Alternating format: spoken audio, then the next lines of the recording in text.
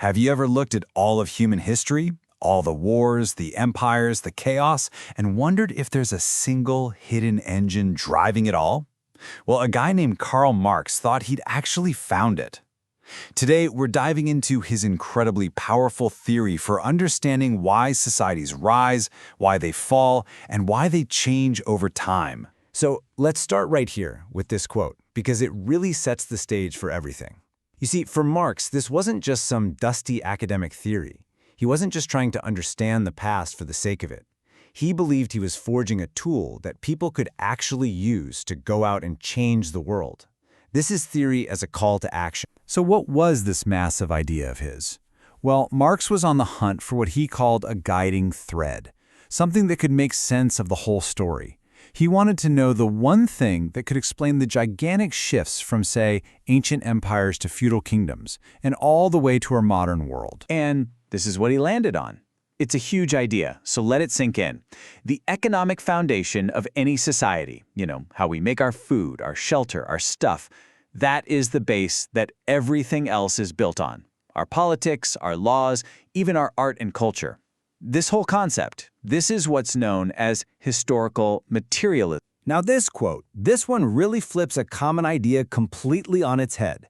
We usually think that our big ideas, our philosophy, our morals, that's what shapes the world we live in. But Marx said, nope, it's the other way around. He argued that our social being, which is really just our material life, our job, our class, is what shapes our consciousness, our ideas, our beliefs, and our values. To make this all a little clearer, Marx came up with a really simple but powerful model.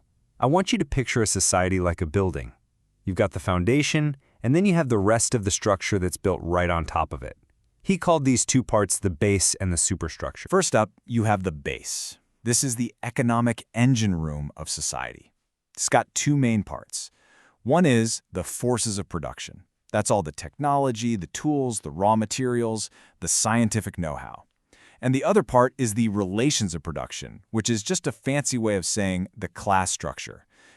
Who owns everything and who has to work for who. And then, sitting right on top of that economic base, you've got the superstructure. This is the whole world of our institutions and our ideas.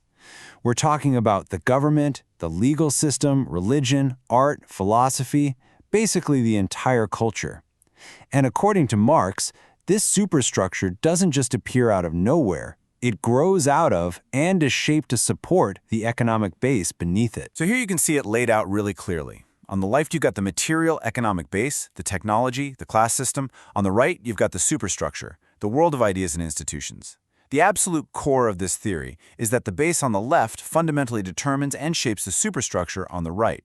So for instance, the laws in a feudal society will look very different from our laws today because they were designed to protect the relationship between lords and serfs. Okay, so if that's the blueprint for society, what actually makes it move?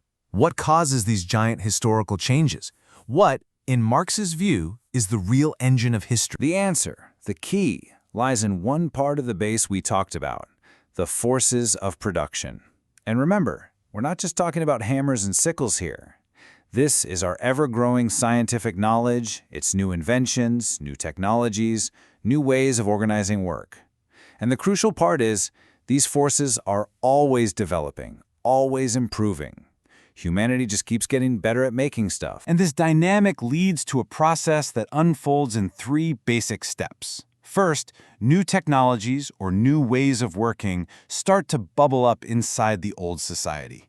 Think about factories appearing in a world still dominated by feudal lords. Second, these new forces start to clash with the old class structure. The interests of a factory owner just don't fit into a world of lords and serfs, so a serious tension starts to build.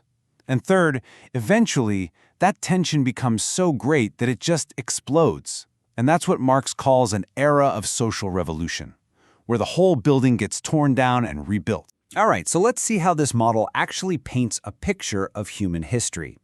Marx used this whole framework to argue that history has moved through a series of very distinct economic stages, what he called modes of production. He laid out several big ones, each with its own specific base and its own superstructure built on top.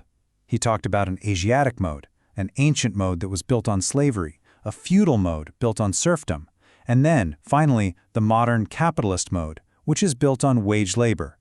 Each one, he argued, rose out of the ashes of the one before it, because of that core conflict we just talked about. And if you look at the core conflict in each of these eras, you can really see the theory in action. In the ancient world, the big struggle was between the master and the slave. Then, in the feudal world, it was between the lord and the serf. And now, under capitalism, Marx said the main conflict is between the capitalist, the person who owns the factories and machines, and the proletariat, the worker, who is technically free, but has to sell their labor just to survive. So where does this all lead?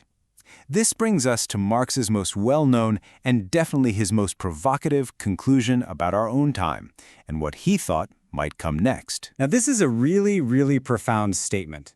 What Marx was arguing is that capitalism, with its built-in conflict between the owner and the worker, is the final stage of this kind of struggle. It's the last chapter in this very long book of class conflict. He actually called all of human history up to this point prehistory, because it was all defined by these endless cycles of domination and exploitation. And that leaves us with a huge final question to chew on.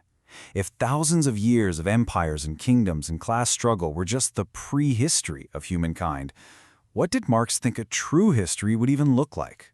What happens to a society when it finally moves beyond that engine of conflict that has defined it for its entire existence? And that is the thought that he left for all of us to ponder.